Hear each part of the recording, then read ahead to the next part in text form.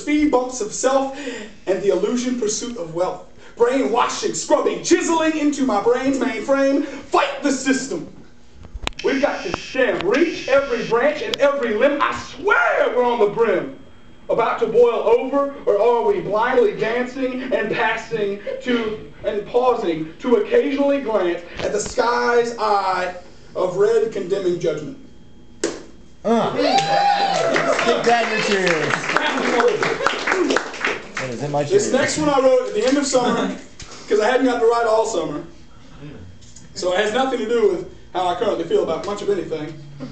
But I like ran back to my room today and I was like, I gotta get some poems for everybody at the coffee house. And so I was like flipping through my notebook and I was like, poop, poop, poop. And then I flipped this one and I went, and I went, and it was like, I had like this, if you can tell by like the ripple at the edge, I had a whole like rest of this poem and I was just like, bump it. So I bumped it, so here we go. It's got, yeah, okay, I realized what I just said, I apologize. Okay, it's got no title either, so we'll call it Yellow Half Sheet of Notebook Paper. Like that, kind of rhymes. Soon, I will be caught, wedged into a desk. Captivity in terms of a higher education. A desk that in order to shape, affect tomorrow, I must sit in. A desk that will provide answers to stifling questions that confuse. A desk that may look the part of a jailer, but is more along the lines of a maternal support for my back, my brain, and my dreams.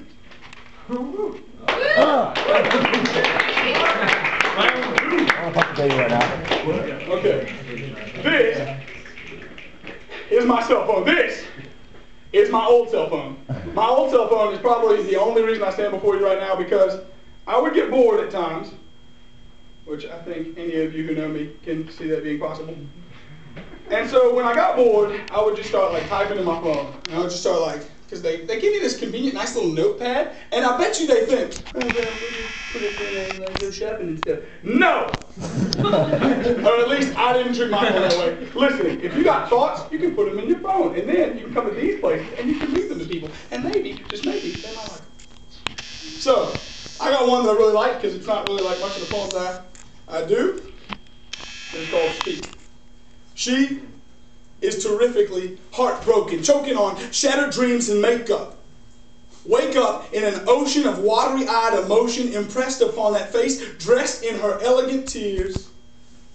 Her optical rain throws my fears out the door and all around my head, and suddenly, the lone sound, I love you.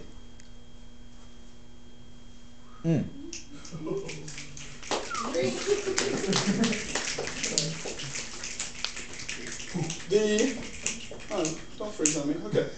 That's why I had to replace this phone.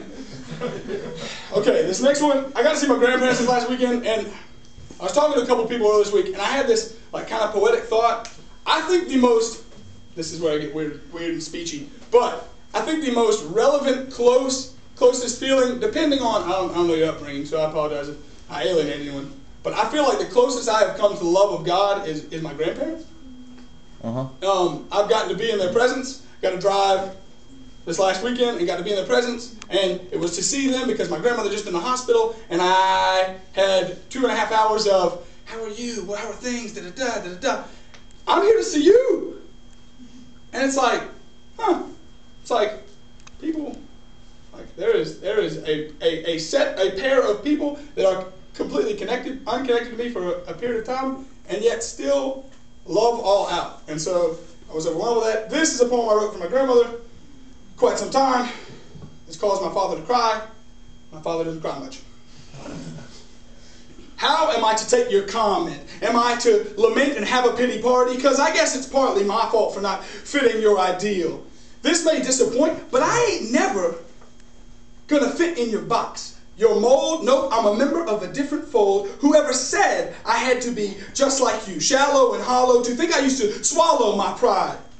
All the while, my thoughts banging like pots and pans in my grano's kitchen. That woman puts more heart in her cornbread than you keep in your chest, seeks affirmation through her cooking station. So, as you can imagine, I offer encouragement to hug with her green beans and kisses me on the cheek with chocolate cake. Corned beef hash serves as her loving reminder, as red velvet offers a gentle cover. And her macaroni, Amen. it holds its own.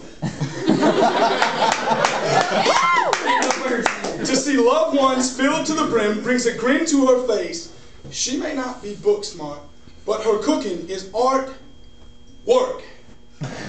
I hope to be half as pumped about anything in my life, forgetting one's strife to see the joy on the faces of people I love above self.